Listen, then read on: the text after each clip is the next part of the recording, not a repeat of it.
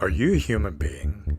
Are you also a Browns fan? Well, if you said yes to both of those things, then there's a good chance you're probably a little tired of our local Cleveland Browns sports media. Same old thing, day after day, night after night.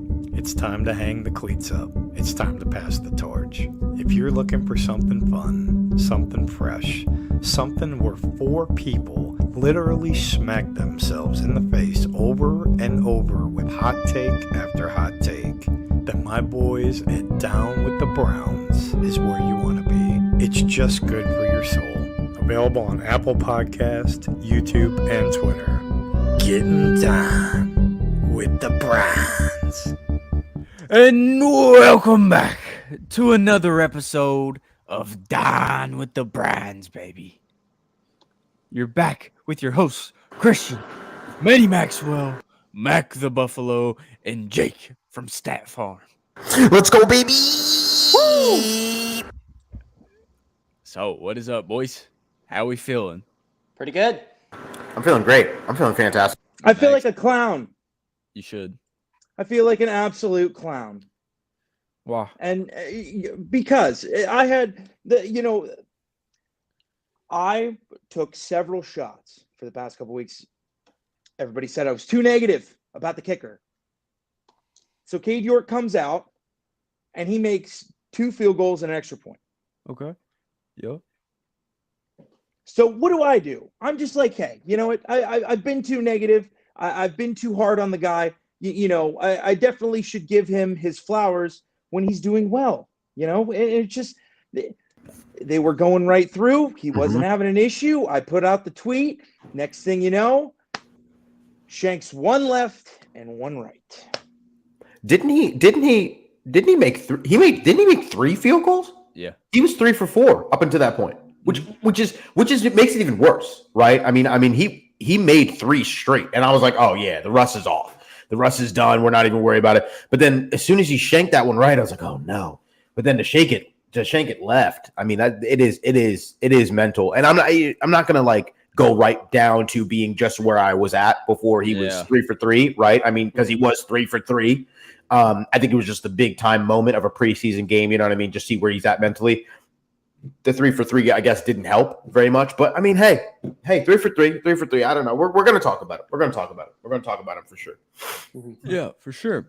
And let's just dig right in to some of the best Down with the Browns. Because do you hear it? Do you feel it? It's all around. It's what the Buffalo heard. I don't know what's worse. Fans arguing with a former Browns punter about holding kicks or being accused of being 7 years older than I actually am. This is Mac, what the Buffalo heard.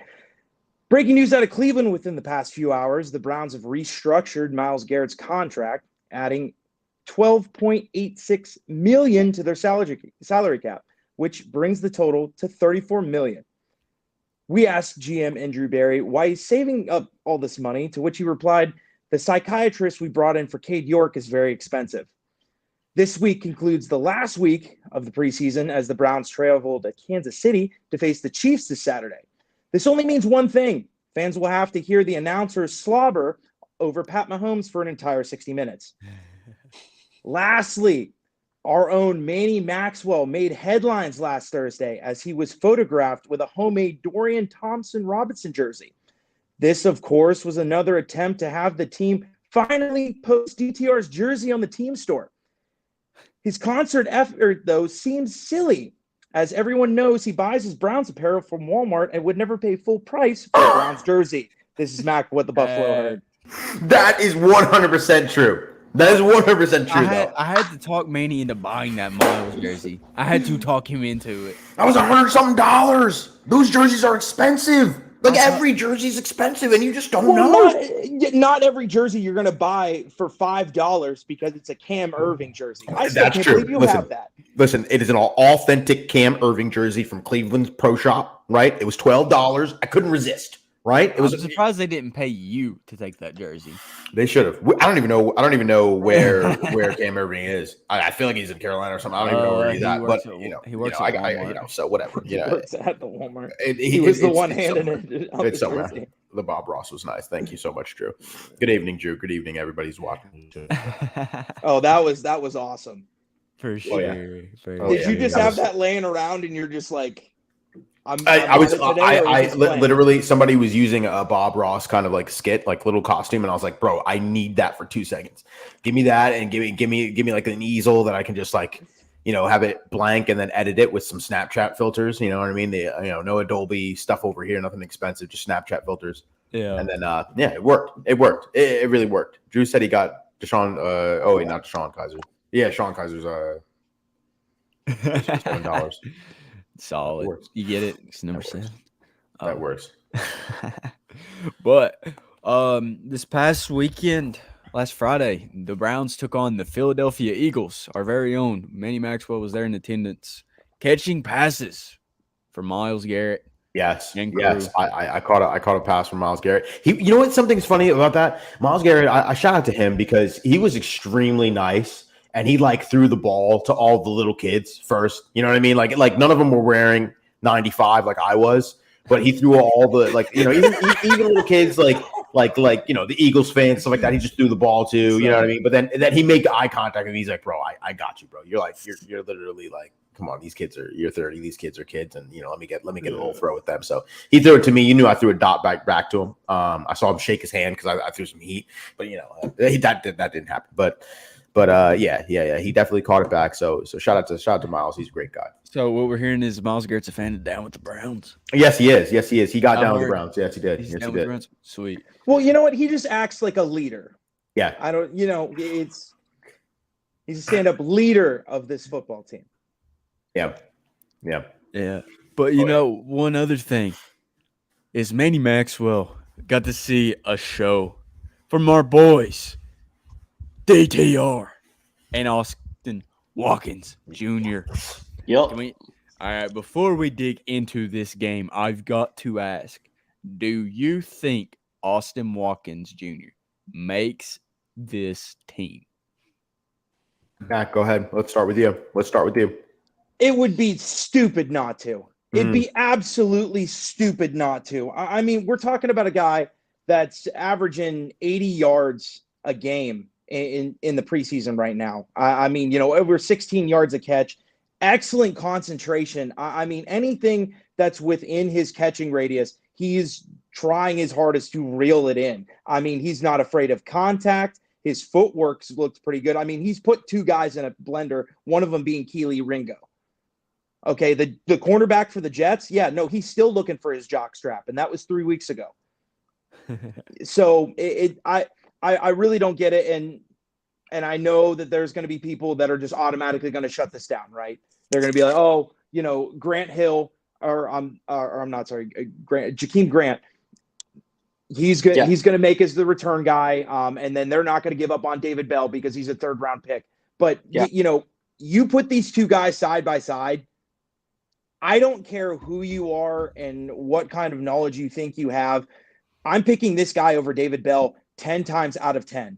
His size, his concentration, his ability to run routes and get open. I mean, we talked with Noah several months ago. What's the issue with David Bell? They really like him inside of the building, right? They absolutely love David Bell. But the problem is that he's just not making plays on the field straight up. I mean, he's not differentiating himself to get in enough packages to get on the field, number 1, in the regular season. And number 2, he's not making the plays. And then you have a guy that Austin Watkins that's literally playing like every single snap, whether it's in practice. And I mean, he's making these one-handed catches in practice too.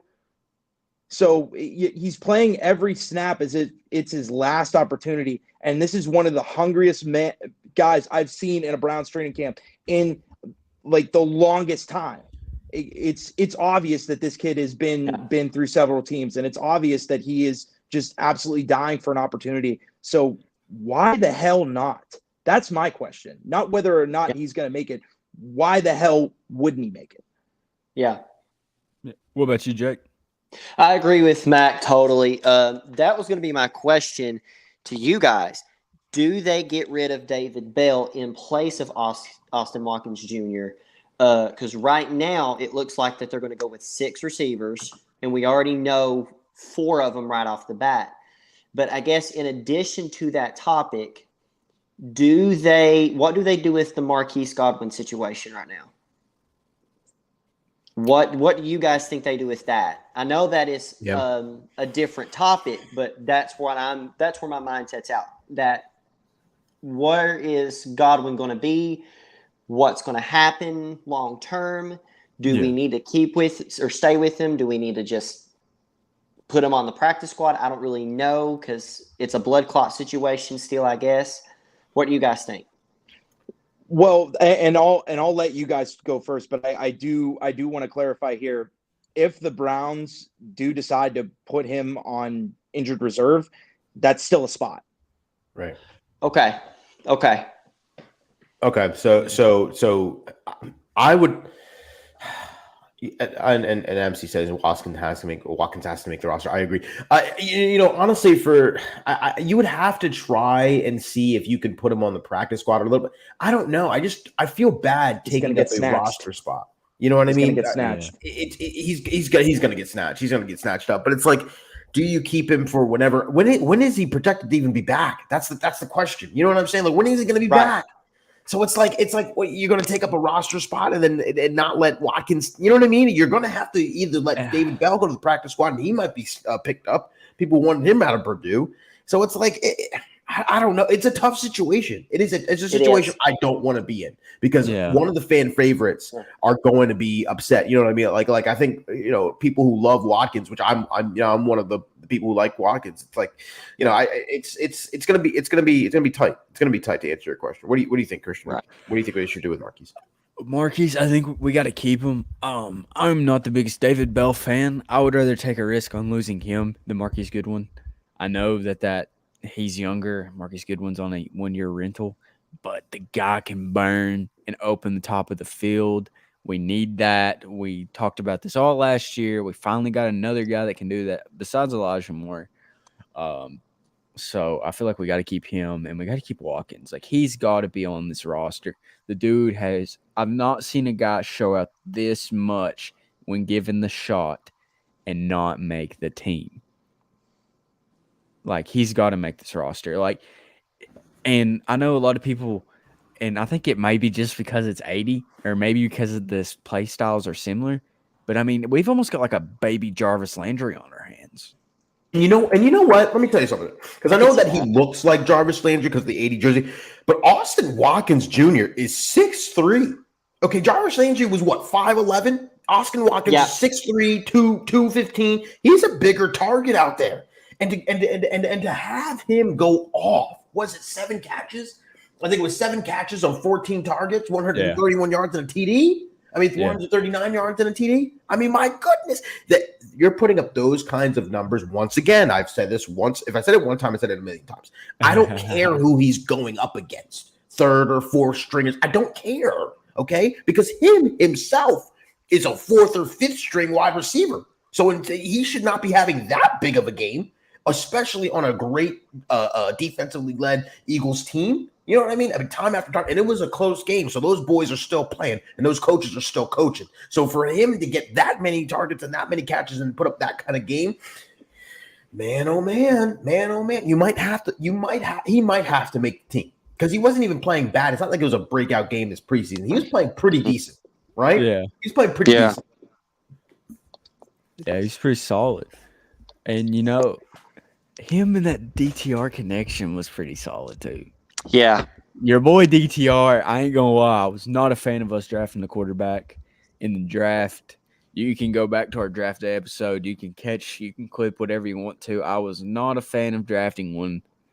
But Manny Maxwell, I can admit when I'm wrong. DTR is generational. Might be the best QB pick by the Cleveland Browns in a very long time. You know what? That actually might be true.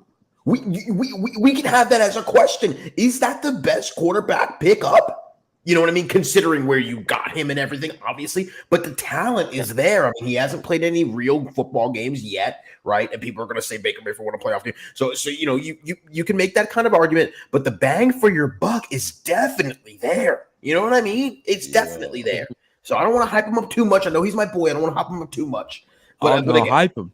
yeah, Get the train started. So, get the train. Go ahead. so can I propose something to you guys and Let's just hear it. tell me whether or not you think it's realistic? So I'm doing the numbers in my head right here, right? I think that the Browns keep only 2 running backs. Yeah. Now hear me out. Hear me out. Yeah, you're gonna have to explain that. You're gonna have to Looking explain that. behind Chubb and Ford, I mean all 3 running backs, and not saying that they stunk, but John Kelly stunk.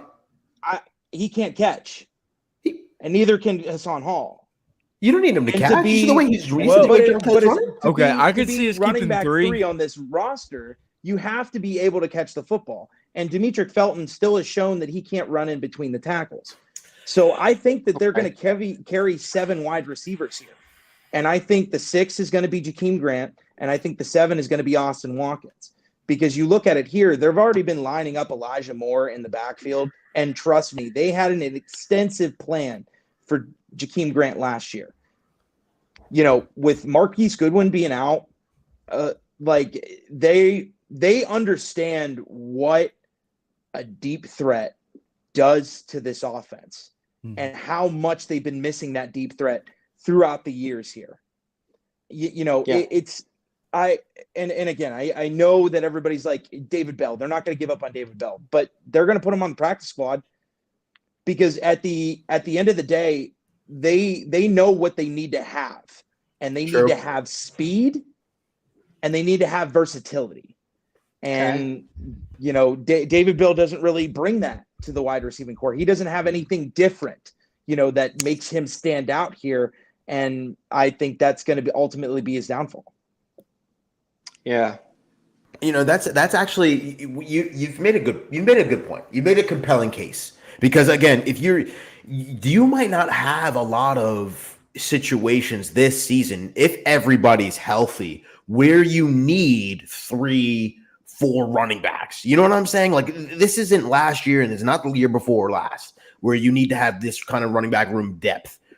So if you're able to keep 7 wide receivers, I mean, there might not be many plays where you have what you just have Nick Chubb and you have a backup running back. I mean, and if you keep John Kelly on the practice squad, I don't think anybody's going to pick up John Kelly. You know what I mean? He's good. He's good. Past several years. Exactly. Yeah. So it's like you can always have a guy. So I'm not totally shocked at face value when you said it. If we do only keep 2 running backs, because the wide receiver room, there's just a lot of talent. And then you have the problem is, right, you have an unproven David Bell, and you drafted him for Purdue, and we all kind of like that pickup. But then you have a guy like Austin Watkins Jr., 25 years old, coming out of absolutely nowhere. I think he went to UAB, and he's having a fantastic preseason. It's like, what do you do?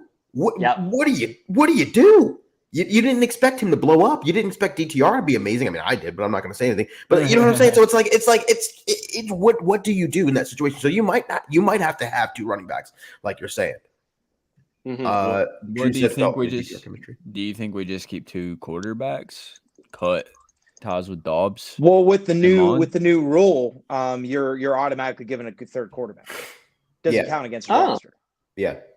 Oh, so I don't know where everybody's getting the 3 QB idea from, because there's no way especially with how this front office works with analytics, they're not going to keep 3 QBs on the roster when they know they're automatically given a 3rd. Yeah. Real quick question from MC: are we confident in Jerome Ford? We haven't seen much of him. No, you're not confident. He had a great preseason last year, and it didn't seem like it. I'm comfortable if his hamstring's fine. I mean, he was shown at practice, and he was, walking, jogging around. So, if he's healthy and ready to go, I'm all for him. Like let's do it. I think it's too early to answer that question. It's way too early.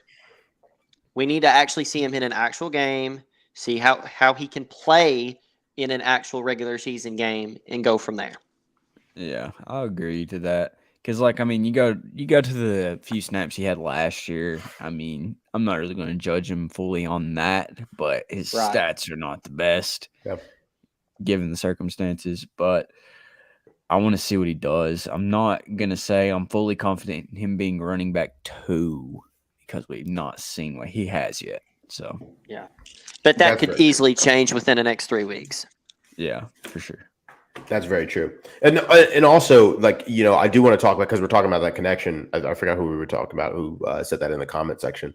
I think it was Drew who said the Felton and DTR chemistry. Yeah.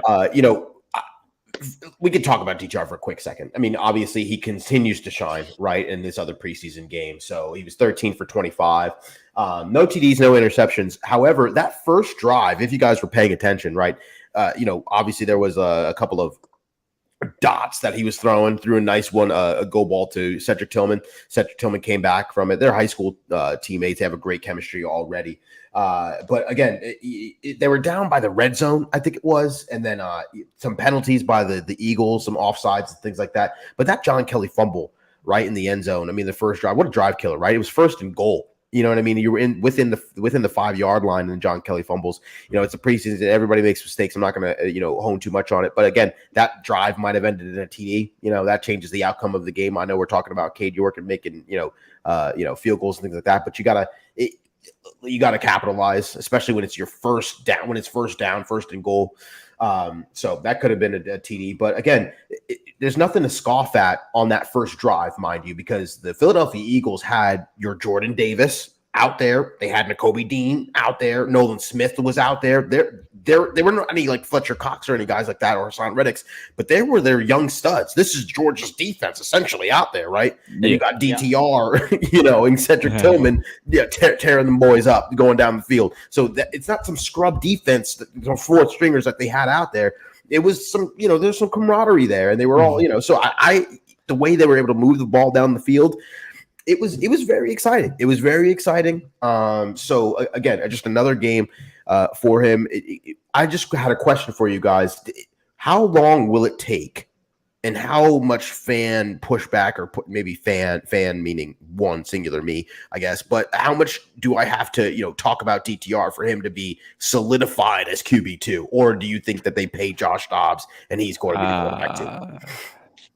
I think DTR eventually is going to be quarterback number 2, because there's going to be a team so desperate this season that will need a quarterback to just kind of come from the get-go and start.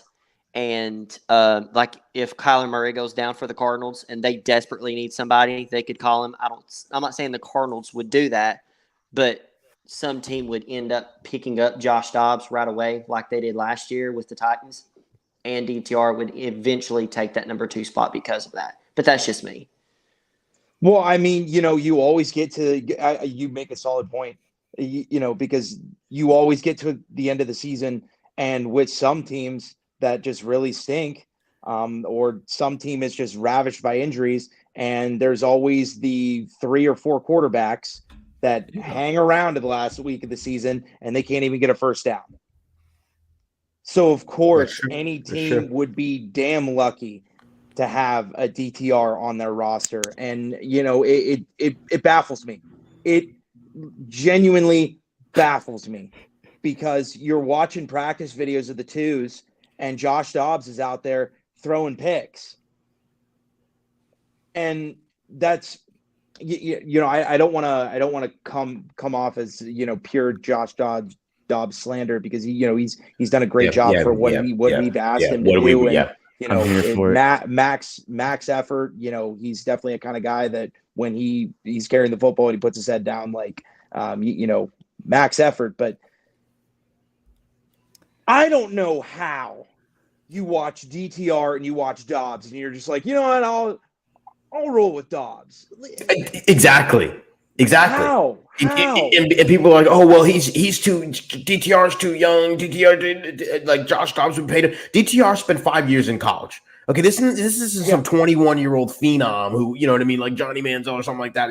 But this is not some like completely unseasoned veteran. This guy spent some time in college. He's a mature person. He's a mature quarterback. He's learning under Deshaun. His play style is the exact same. He's got zip on the ball. You know what I mean? Why not put him at QB2? I mean, my goodness, because again, how long are you going to have him in QB3? That's number one. He's going to be QB2 eventually, right? And another thing is, how long is he going to be QB2 on this football team if Deshaun is on the football team for 6 more years? Yeah. I can make the argument that DTR in this draft class with CJ Stroud, Bryce Young, Will Levis, Anthony Richardson, he might be the best one. He's not even starting. I mean, he's been the best one so far. Exactly. I don't know about that. Yeah. Stetson Bennett been lining it up, bro. Who? Stetson Bennett been lining it up. Stetson Bennett on the LA Rams. He's in the, but again, Stetson I'm not Bennett, saying that he's going to be better. I'm no, just no, saying no, no, he's but had there's a common theme. There's a preseason. common theme. There's a common theme. Stetson Bennett was in college for what? 6 years? 5 years? 6 years? Yeah, you know what I'm saying? he's all emotionally ready. It's all click, click, click, click, click, click, click. By the way, indoor stadium, so that also helps. I don't know if they've been playing. Well, in and he indoors. played for the Georgia Bulldogs. Well, I don't know why everyone in the NFL isn't taking notes on the Trey Lance. situation. Thank you. Yeah. Because we have a guy that was drafted number 3 in the NFL draft that took the least amount of snaps ever recorded for a Power 5 Anthony college Richardson. team. Yeah, for no reason. For no. No, I'm talking about Trey Lance. Trey Lance as legitimately the least amount of yeah, snaps that's right. North Dakota State. at any like big time college. Well, it said that Geno Smith had more pass attempts in the postseason last year than he did his since high school or something. Yeah. Till now. Yeah, no, he hasn't played a lot of football, and the maturity shows because when you're that much older, you know how to prepare better. You've been through multiple years of this sport at a high level. You're ready to go. You can understand coverages. Studying the game gets easier. Yeah. And it's again, I don't know if they legitimately give. He's not going to last in the practice squad. You can only protect this man for so long before somebody is going to try and scoop him up. This is a quarterback dominated league, and there are teams right now that have question marks going into week 1. Yeah. Yeah. I mean, like Jake said, the Cardinals are extremely confident with Colt McCoy. Yeah, no, that's going to get you the first pick in the draft. Yeah. So this brings me to the next segment on the episode. Who do you guys think is going to be that surprise cut, and who's going to be that surprise make to the 53-man roster this year for the Cleveland Browns? My surprise cut is going to be it's people think Anthony Schwartz. And the reason I'm saying he's the surprise because lately it just seems as though the fan base is like, bro, the Browns really just like Anthony Schwartz. Maybe he's not a surprise, and people would disagree with me with him being a surprise. But I think most of us are just like, man, last game he had versus the Eagles 4 catches, 30 yards, 10 targets. I think he had 10 targets. So it's like it's people are just gonna be like, oh well, Anthony Schwartz just might make this team because for some reason or another we just absolutely love him. But he's going to be a big name that that we actually cut and doesn't make the roster because of how Austin Watkins is playing. The surprise make to me, I think not Austin Watkins. David Bell is going to be the surprise. I'm saying in the wide receiver room because I think people are just thinking he's the odd man out because he hasn't performed very well. So it's just like, or not that he performed very well, we just haven't seen much of him. I guess it just it's a Barry drafted guy, so people are like, oh, Barry drafted him, so he's untouchable. Well, it's like you also didn't know that Austin Watkins was going to be Austin Watkins. You know what I'm saying? So it's like anybody's cuttable once you have a guy who comes in here and is just amazing. So you kind of have to make some tough decisions, and I think GMs love tough decisions. We love, well, not we, but they love the opportunity to be like, man, it's going to be hard to pick between these two. And Nick Saban said it best. I forgot who posted it, but kind of said, for his quarterback battles, it's like, make it hard for us, make it impossible for us to not play you. And I think that's what Austin Watkins is doing right now. I mean, his friends and family are probably super excited because he's making it extremely difficult for all of the Browns front office and wide receiver coaches to try to, see who they should keep and who they should let go. So that's who I have: Anthony Schwartz and David Bell. How about you, Jake? As far as a surprise cut, it would not shock me particularly if they somehow wanted to get rid of Jordan Elliott, because I don't feel like Man, he has good done answer. anything. If I took somebody's, I apologize, but I don't think that he has All done good. anything that has, how do I say this? I don't think he's been reputable for this franchise since he's been picked up. Everybody thought he was going to fill in that D tackle spot, and if that were the case, he would have done it last year. And D tackle was our weakest spot, so I think Jordan Elliott's going to be your surprise cut. The surprise player that would make the team, and I may pronounce his name wrong. Mahamud, is it Mahamud or Muhammad? Yeah. Diabite. Mohamed Diabate. Yeah, literally took Mac. Mac, He I'm just sorry. said Take a little bit of it. I had both. I'm those. All sorry, due bro. different- Same. They're good answers. They're good answers. So I don't blame you for taking them. Oh, so, all right. So for my surprise cut, I'm going with David Bell. I think they caught him. I think they try to bring him back on the practice squad. I think they can make a good case for it to try to bring him back, because I think they'll still be kind of high on the waiver wire to get him back. And the surprise I'm keeping it in the wide receiver room. I'm going with Marquise Goodwin Okay. because Jake stole my other two, so those were on the fly. So I can't do Jordan Elliott, even though I think that's really kind of the best answer here. Yeah. You know, they just freed up how much cap space. You know, they're not worried about 1.7 million. I'm gonna go Isaiah Thomas, just simply because looking at the defensive ends, I mean, you know, your first three are pretty much set in stone. You have Miles, Z Smith, and Okoronkwo. I really do think that Isaiah McGuire is shown enough. And for some reason, they're really weirdly into Alex Wright. I mean, I am, you know, as his potential, but he was also one of the worst defensive ends in the league last year. And that leaves Isaiah Thomas out. He's just the odd man out. I don't think that he's played well enough in the preseason to absolutely guarantee him a spot. And I just think just because of you know, he had that big sack in Cincy last year, there was a lot of hype. Even though he was a seventh rounder, there was a lot of hype surrounding this guy. So I think it's going to be a surprise cut there in terms of keep.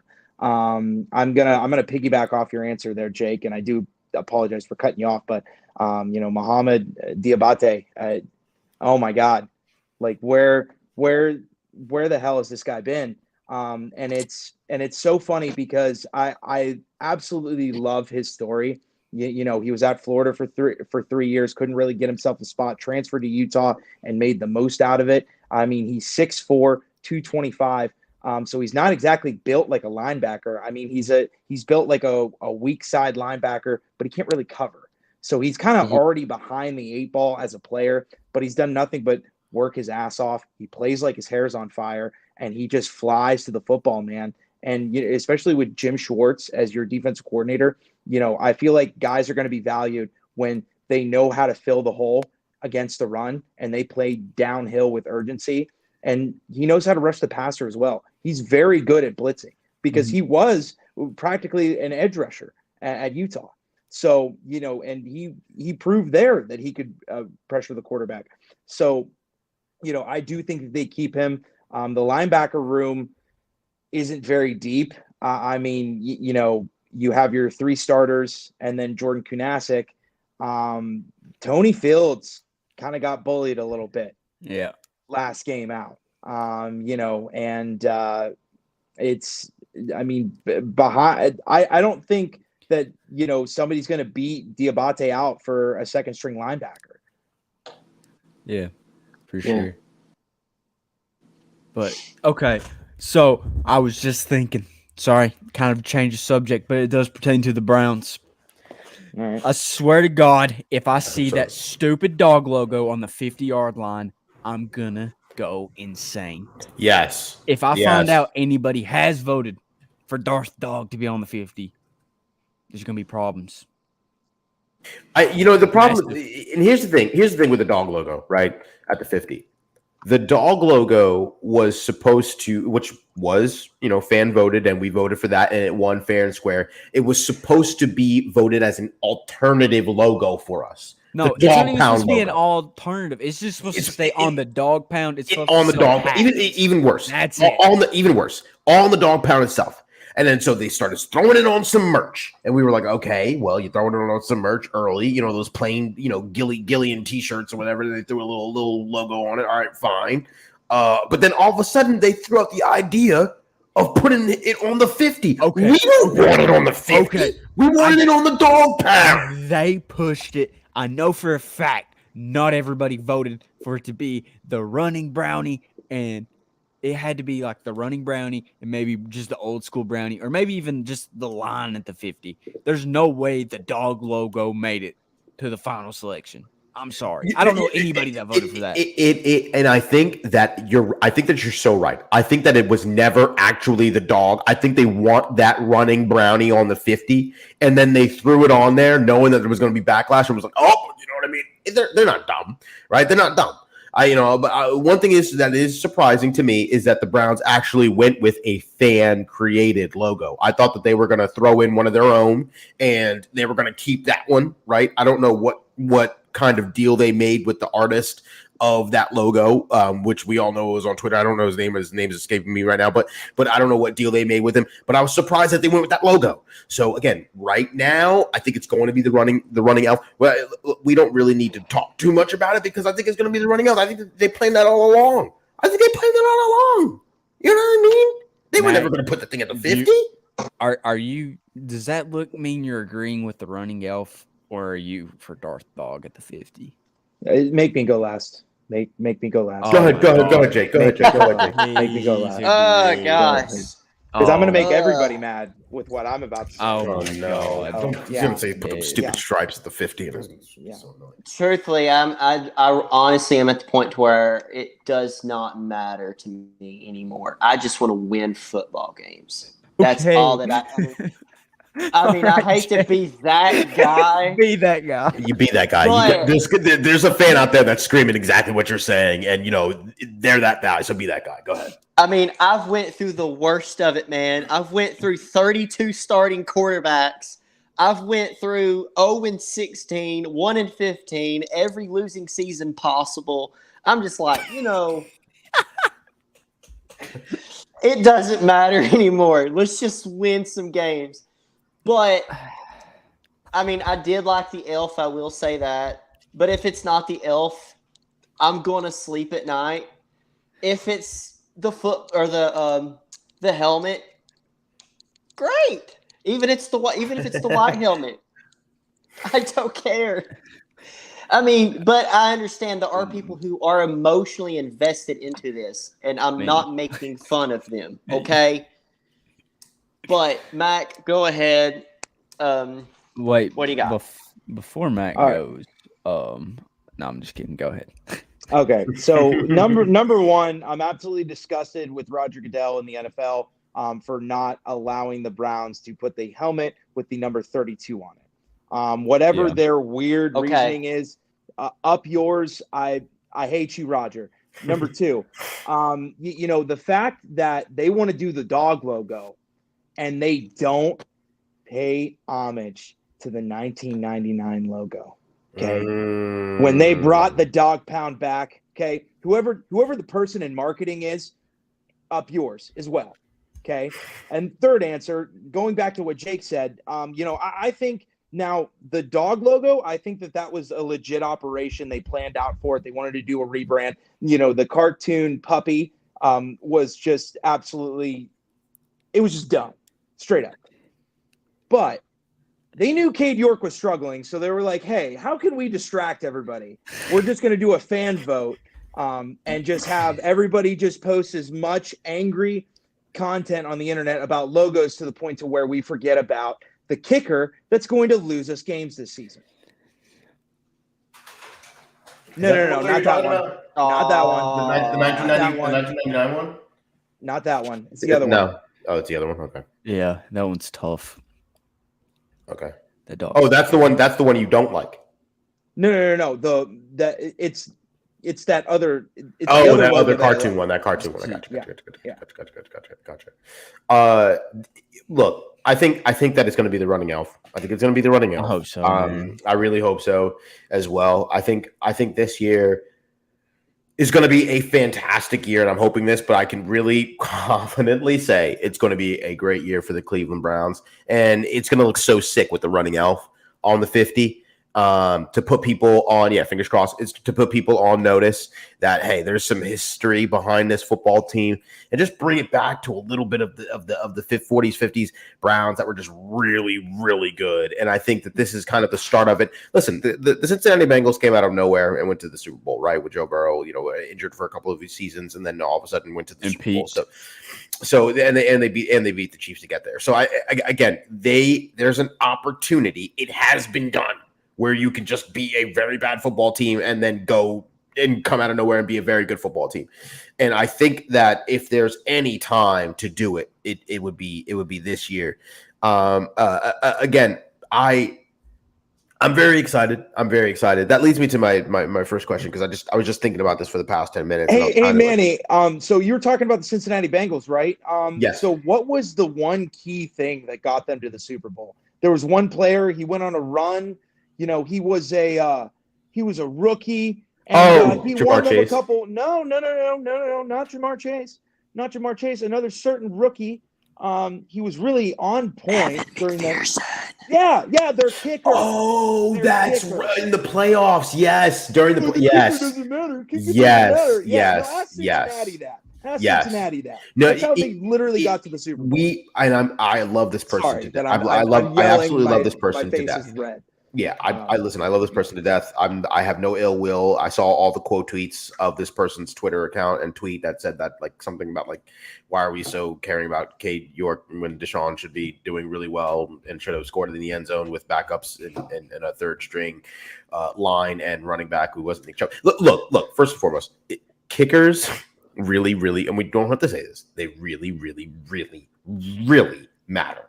Yeah. I mean, you can argue right now in the preseason that we'd be 3-0, right? If Cade York made all those kicks, you can argue that. Yep. So it's just like, you kind of, I don't want anybody to say, "Oh, Deshaun, you paid $230 million guaranteed to Deshaun Watson, so he should win you all the freaking football games." That's not how any player in the history of the NFL has ever done, no matter how much you pay him. Okay, Tom Brady does not have 7 Super Bowls if it weren't for Adam Vinatieri. Listen, kickers' lives matters. It's so true. It's so true. I think it's irrational to keep thinking, and it's unfair, and it shows you kind of how you feel about the whole paying Deshaun that much money when you say, "Oh, Deshaun is $230 million. He should win you football games." That's not how NFL works. Quarterbacks are a gigantic part of what you do, but you need kickers, and you need a little bit of mix of defense in there. You know what I just don't understand is how he went from being one of the most accurate kickers in college football history, kicking them from so deep. Yes, and just he's shanking them left and right all the time. I know it's got to be mental, but that's right. You would think he would already got Kickers game, or I'm sorry, not the Kickers game. Ever since that Chargers game where he hooked it right, it's been in his mind. I mean, he hooked it right twice, and look at the very important thing, because everybody's like, "Oh, well, it's just the hold, it's the operation." First of all, if you want to go argue with Dave Zassadil, okay, one of the best punters to play for this franchise, I'm laughing in your face, straight up, because you don't know more than him. Yeah, And number two, he had 2 tries from the same spot. Yes. 2 tries from the same spot. And it went you could see that he over accounted because of how well it went left. So it's like, but again, to his defense, he was 3 for 3. Like, if he wasn't even put in that position, we wouldn't even be having this conversation, because we were like, "Oh, bro, he's back. He's 3 for 3." But how long's the field goal, though? True. They were a little bit more there. Gimme. There's no gimmies in the NFL. Well, I have a question. And Drew brought up a great point. Drew brought up a fantastic point. Right now, I'm going to post it to the. What about Rodrigo Blankenship, who just got released by the Tampa Bay Buccaneers? What are your thoughts on Rodrigo, guy from Georgia? Had a little bit of a good career in the NFL playing for the Colts, but Chase McLaughlin, funny enough, beat him out for the job in Tampa Bay. So what do you think about Rodrigo Blankenship bringing in some competition? That's all you need is a little competition. What do you think? I mean, Bubba knows him pretty well. Played in Indianapolis. So, I'm all for it. They at this point, they got to bring in somebody. And there's a good list of kickers with a higher career made percentage than Cade York. I mean, Cade York's sitting at 75, and he's not getting any better.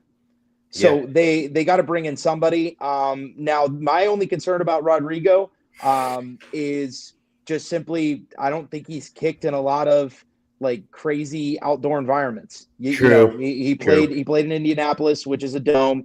And Georgia. He's kicked at Georgia. He's facing Jacksonville twice a year. Tennessee doesn't really see the same weather that Cleveland does. I mean, they get colder late in the year, but and for some reason I'm blanking on the other AFC South team. Texans. Oh, another indoor. So, that's kind of my only concern with it. Really, thank you, Drew. Yeah, no, I'm heavy fidgeting. Always have, always will be. Just part of the ADHD that comes with it. Anyway, I think it's really interesting that Randy Bullock is available in free agency. He's only 33. And he's a guy that's been in those big games. I mean, he was in a few playoff games with Tennessee. He knows pressure, and he's only 33. Didn't he kick for the Patriots too for a little bit? Randy Bullock? I don't believe Who am so. I thinking? I think you're thinking of Stephen Gostkowski. No, that ain't who I'm thinking of. Who's after him? Nick Folk? Dan Bailey? Yep. Nick Folk. Nick Folk. I'm thinking of. Oh, Nick yeah, Folk, yeah. But I mean, at the end of the day, they got to bring in somebody, somebody that can make kicks in Cleveland, because Cade's not getting it done. And I understand, we want to be as supportive as possible because the negativity isn't helping, but he's also a professional athlete and he's got to deal with it. He's got to figure his way out. I mean, it's a dog eat dog world in the NFL. And if you can't make your kicks, you're going to lose your team games. And I'm sure that Andrew Barry is well aware of that. He always talks all the time about due diligence. I did my due diligence. We always look into things. We look at every single opportunity. So I bet you that he has a list ready and he's just waiting for the green light. Because again, him and Kevin, their big thing ever since they've been here is they always have to stay on the same page. So I bet that the list is ready and he's waiting for the green light. Yeah. Really quick question. So before we move on to highlighting this upcoming preseason game, the last preseason game of the season versus the Chiefs on Saturday at 1 p.m. I kind of wanted to talk about the defensive side of the ball from this last game. Obviously, you have Mo Hurst with a sack. Tommy Togiai got a sack. We talked a little bit about Diabate, with the 7 solo tackles. Shout out to him. He made a big splash. D'Anthony Bell had a pretty good game as well. He was flying around. But what about Pickman? Wait, no, you mean Hickman? Yeah, Hickman. That's what he's calling him Pickman because. Okay. I thought that's who you meant, but then I said Pickman. So the problem is we did really well against Marcus Mariota. Marcus Mariota did not have the greatest of games. As I was there in public, in person at the game at the Lincoln Financial Field, a lot of Eagles fans were calling for Marcus Mariota to be out of the game. They wanted to throw in this guy named Tanner McKee from Stanford. I had no idea who he was, but they were like, oh, no, he's really good. Because I was hyping up DTR the entire game, and they were like, well, he's our DTR. He's fantastic. He's not going to be a starter. Obviously, we have Jalen Hurts. But, I mean, man, oh, man, we love Tanner McKee. So then all of a sudden, Tanner McKee comes out when he's playing Kellen Mond in the second half and goes 10 for 18. With a beautiful touchdown and then a beautiful 2-point conversion pass. So, I mean, he was fantastic, tearing up our defense a little bit. So I was a little bit worried, but again, hey, if Miles is out there, that it wouldn't happen. But so I'm not going to be too worried about things like that. But what are your guys' kind of, throughout this third preseason game, what are the things you guys are thinking about this defense? Anything you saw stand out to you versus the Eagles? Is there anything you're worried about or concerned? I'll let Jake go first, and I know Mac, you're a defensive guru guy, so we can talk that for you. As far as the Eagles game, nothing necessarily stood out other than DTR and Watkins. I mean, yeah, the defense played great. There was a few things here and there, but there was nothing that was like, wow, we have this over this. I mean, it's preseason. I mean, it's fun to watch, but I don't necessarily think there was, oh my gosh, we've got to do this or that or X, Y, whatever. It's still a little too early for me to tell. Now, I guess you guys would have better answers, but that's just how I feel. Yeah, absolutely. I completely agree. Some of the things are just like, all right, well, it's hard to tell until you're playing the guy that's going to be a potential starter. You could really see it in the first quarter when those, some of those starters are out there. But Mac, what are you thinking? This defense can flip a switch. You didn't see that last year from Joe Woods. Like even when the rare situations that they would blitz. We're talking about safety. Right off of a turnover. There was a lot of great third down blitzing, where either they were like gapped out or it was like a certain twist or stunt that they were running with the D-line and the linebackers. But it just seemed that when they wanted to really get after it, they did. And there were, of course, a lot of times because, it's – Jake, I think something's going on with your mic. Sorry. There's a lot of feedback. Yeah. It sounded like that TikTok thing that goes, "It's spicy." Yeah. It's spicy. Well, no, it was just like immediate. Like I just like Straight. But I go right there anyway. So, especially with it being preseason, that they're not going to show a lot. That they're not going to show a lot of they're not going to put anything on tape. So for that, I just the demeanor of this defense just seems a lot different. And of course, that's because you have a defensive coordinator now that's 10 times better in his job. Well, to that point of them not showing what they have, I agree to that because I don't think they'll have to blitz as much with the star power we have up front. When you have guys like Myles Garrett, Shelby Harris, Dalvin Tomlinson, Zadarius Smith, just on that front four. You won't have to blitz the whole defense. So it'll allow guys like JOK to roam out in coverage, man-to-man, and then just the rest of the secondary. Denzel Ward's probably going to eat in this secondary or in this scheme. Greg Newsome might finally get his first pick. Martin Emerson going to lock it down. Them boys in the secondary are going to lock it down just because the pressure that this front four is going to cause under Jim Schwartz. It's going to wreak havoc. Well, there were a lot of times in the game where you could tell that they're still looking for that fourth defensive end to show up. Mm-hmm.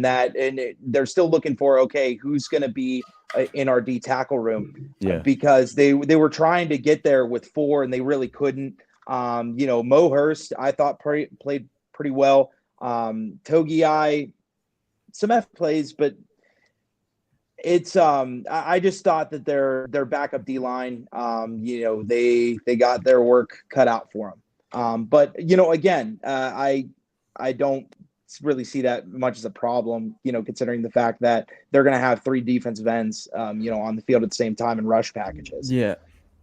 So I got a question, boys. Yeah. Since our boy Myles Garrett has restructured that contract, and, like you said, they're looking for that fourth defensive end. There's been some cap getting created. So do you guys think that this could be another You're not addition going to like my answer to this team, or is it going to be a rollover, which as much as I'll go first on this one, as much as I would like it to be a new addition, like a DeForest Buckner or another guy that could just shore up this defensive line in defense, I think it's going to be a rollover just because of all the debt that we're in with all these high-powered players and a guy that we have to re-sign this offseason in Nicholas Jamal Chubb. Yeah, Matt, go ahead. Matt, do you want to go first, or do you want to go last? Yeah. Well, I mean, I think it's going to be a rollover. They already picked up Jed Wills' 5th year. Now, whether I disagree with it or not, they still gotta pay the guy or move him. Then we talk about Nick Chubb. Then we talk about Donovan Peoples-Jones. What's the situation with Greg Newsome? There's gonna be a lot of people, that are gonna be looking for a piece of pie come next offseason. So there's just gonna be a lot of juggling. I think Andrew Berry is just trying to push off as much as money for future years as he can. And right now, before the rollover, Browns are, negative $50 million. Now, granted, that's not 2023. That's 2024. So there's a lot that can happen. There could be several more restructures. There could be cuts. Easy there. I agree. Take it easy. Take it easy. No, I agree with that point, though. I agree with Drew on that. But I'll let you guys go on that point, and then I'll go back to that. Mm-hmm. Okay. So what are you going to get for him? Because you're not going to get a good return on value because he needs to get paid. Yeah, you just get draft so you're not going to get a capital. high. Yeah, you're not going to get a high pick out of it. It's either you get draft capital or don't bring him back. One of the two. Because I don't think you're not going to re-sign him. I think Jake's froze. Yeah, Jake froze. I think he froze. But again, here's the thing. I would love to be able to trade DPJ, but this was before we noticed that there was a big connection. Okay, so, well, yeah, that's true. But so you got a guy like Austin Watkins and all these guys, Cedric Tillman's. I think they drafted him to be the successor to DPJ, be that guy that plays that role. Yeah, for sure. I don't want to. I think that kind of opens to say that Amari Cooper's here next year. That's another thing. Well, but again, I made this point so much when we were talking about wide receivers. You physically cannot go to the Super Bowl unless you have 3 good, like reliable wide receivers. Yeah. Okay. So with that being said, I like our Elijah Moore, Amari Cooper, and DPJ as our trio. I think DPJ would be one of the best wide receivers 3s in the NFL. I love it. I don't want to put Cedric in that position right now, so I'm holding off. I've lightened up a little bit on DPJ, on trading DPJ, but later down the road, later down the season, you want to have Cedric Tillman be your wide receiver 4. What a gift. What a gift from the Lord, having Cedric Tillman as your wide receiver 4.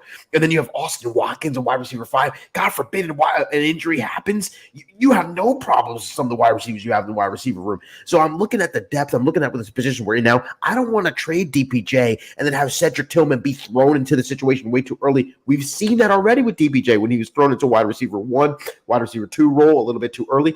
Look, take what you have. Take what you're seeing with Cedric Tillman.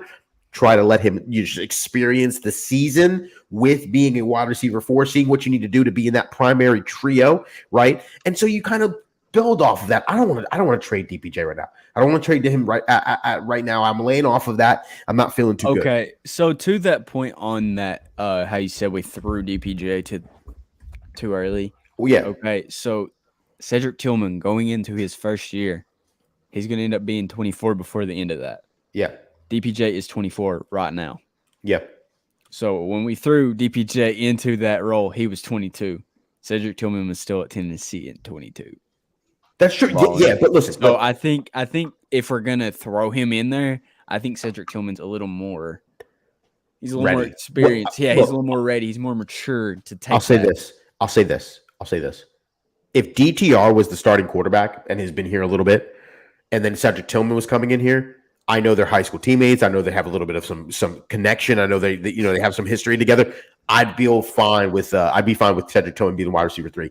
I don't like the fact at all that you want to do that right now just because he has a little bit more experience. Yeah, you have that experience in Tennessee. You don't have any NFL experience. Yeah. You know what I'm saying? So DPJ already knows what it's like, bro, to be a wide receiver 1, which he wasn't really good at, wide receiver 2, which was still a little bit too early. Now he's going to be a 100% bona fide wide receiver 3. I mean, behind T. Higgins, I'm trying to figure out what's the number wide receiver 3 that you're really a wide receiver 3. You know what I mean? So it's just like, I like DPJ a lot, and I'm excited to have him as wide receiver 3. But before we move on to our next topic, does anybody want to say anything else about that before we?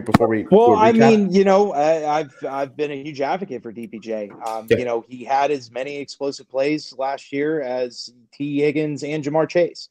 So he got down the field. So and he was doing that with a season that was mostly with Jacoby Brissett. And if he had Deshaun Watson for a full season, he has 1,000 yards. Now, do I think that he's going to eclipse it this year? It's going to be really tough. There are a lot of hands in the pot asking for receptions. And I really do think at the end of the day, Elijah Moore is going to lead the team in touches, not receptions, touches. Okay. Because I think that he's going to get a lot of jet sweep, swing you think passes. It'll be over Nick Chubb? I mean, they're going to get Nick Chubb off the field, and they're going to have an extension of the run. I'm telling you, there's going to be a lot of times where they're going to get the ball out quick to Elijah Moore or hand it off to him and just have him work in open space. I mean, there's a reason why over 33% of his career total yards are from after he touches the football. They know they've had a plan for Elijah Moore ever since looking him up in college when they tried to draft him. Right. Kevin Stefanski has been, I don't know if you've ever seen the scene in It's Always Sunny in Philadelphia where Charlie Day is, sitting there with a cigarette in his mouth trying to figure out what Pepe Sylvia is. That's what Kevin Stefanski's been doing in his basement ever since they found out that they got Elijah Moore. I mean, they have an extensive plan for this guy. Absolutely. I completely agree. So as we wrap up the show here, we're going to talk a little bit about a preview for this Saturday. Once again, the Browns are going to playing the Kansas City Chiefs in Kansas City at 1 p.m. Saturday, August 25th. Again, one of the keynotes, I want to talk about some of the things we're looking for as we wrap up the show. One of the keynotes that I'm seeing, if Josh Dobbs does not play in this football game, that means that he guarantee is making the roster. There's nothing else to see. If they're going to make him take away snaps from potentially DTR or Kellen Mond, I'm a little bit eerie about that. I don't know what that means. But again, that game is going to be the DTR versus the kind of last chance of Kellen Mond that he has to show that he wants to make this roster, kind of light it up and make it hard for the coaches right now, because I think it's pretty easy who quarterback 3 is and where Kellen Mond is going to be ending up. Some key players from the Kansas City Chiefs: Blaine Gabbert's going to be playing a lot. Justin Ross, wide receiver from Clemson, I believe, is going to have a nice little kind of highlight because they're talking a lot of good things about Justin Ross. And we're going to see some Danny Shelton, sounded to ex-Cleveland Brown from 2015 to 2008. The revenge game. 2018. The revenge game of Danny Shelton. And then also one quick thing I'm also looking forward to is the Andy Reid kind of little flashes of some of those plays of Andy Reid is going to be showing. I know it's preseason. He's not going to open up the playbook, but a creative offensive mind versus Jim Schwartz, a creative defensive mind. So that's going to be fun. What are the things that you're looking for, Mac, for this last preseason game here? I'm looking for a running back to give me life. That's what I'm looking for. I've been kind of waiting for Hassan Hall to differentiate himself from the group. I thought he did pretty well returning kicks, and he's a damn hard runner. But there was a lot of dropped passes. We had John Kelly, who's a hard runner, but doesn't really play special teams. And then he fumbled on the goal line. And then you have Demetric Felton, who's great, but he's also shown in game tape that he's not really worth it, and he can't run between the tackles. So it's just I'm waiting for a running back here to just show me life, because granted, if Jerome Ford is healthy and that hamstring is perfectly fine, then I'm not even worried about it. But there's no certainty with Jerome Ford right now, because I have not seen him in full pads sprinting, if you catch my drift. So I'm looking for, a running back to give me something, man. Give me life. 100%. I think I completely agree. We got to get something from that running back room, and because you don't want to go into the preseason not knowing exactly what you have in that room, because again, it's extremely top heavy at this point. I mean, it's only Nick Chubb, and then there's a huge drop off. We don't really know how healthy Ford is going to be. Do you really trust John Kelly? Do you got to bring in somebody else? I mean, I really want to Deuce Vaughn. He's doing fantastic over there in Dallas. At this very moment, he looks like a weapon, Darren Sproles. But again, hey, what are you going to do? I like the pickups that we got in the draft. But is there's another running back, there's Jonathan Taylor, but I know he's going to ask for everybody's firstborn, so we can't do that. but so let me not even say it. But Christian, what are some of the things you're looking for this last preseason game before we open up the crock pot and get it ready week 1? Before we start cooking it up in the crock pot, I think what I'm most excited to see is that front four. Like Max said, we need to find who that fourth defensive end is.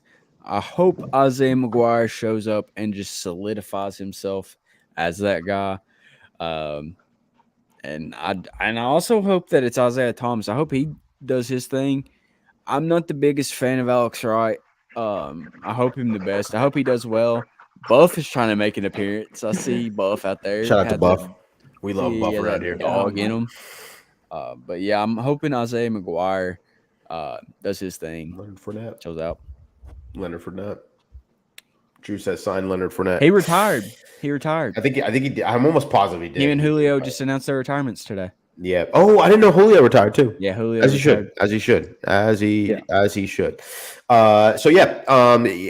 Again, what a great show. Shout out to Jake. I know he's having some technical difficulties. Yeah. But before we leave, yes, let me just show you guys something. Let me just pull it up here.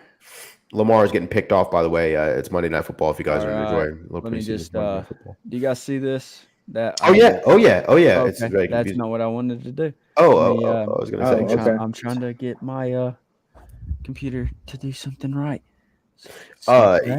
First, while you're doing that, KFC, Drew says go Browns. 100% go Browns.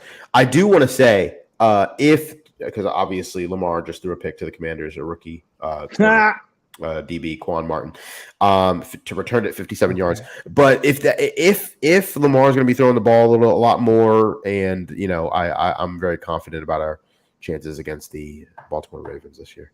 Okay, is it showing it? Yeah. We see that. Okay, do you see that beautiful stuff right there? What's that? You see that? It's the beautiful Down with the Browns merch. That's sick. You see it? It's that finally in the beauty lodge. Look at that. So cool. You got to have that for week 1 versus the Cincinnati Bengals. Mm-hmm. You got to have it. All the cool kids are going to wear it. All of them. And then you've got these beautiful logo hats, shirts, new logos, Chub Tom t-shirt, hats. Cleveland, just one before I die. Just one. And we got that dog. I'm wearing that one actually. Yeah, look at Manny representing. So you got that dog in him. Go check it out. Go buy some merch. Let's get it. Represent your favorite podcast. Support us.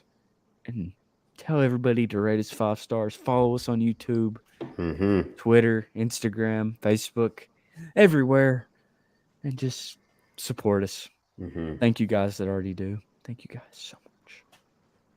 Let's get it. And yeah, you know what they all say. Go Browns. Go Browns.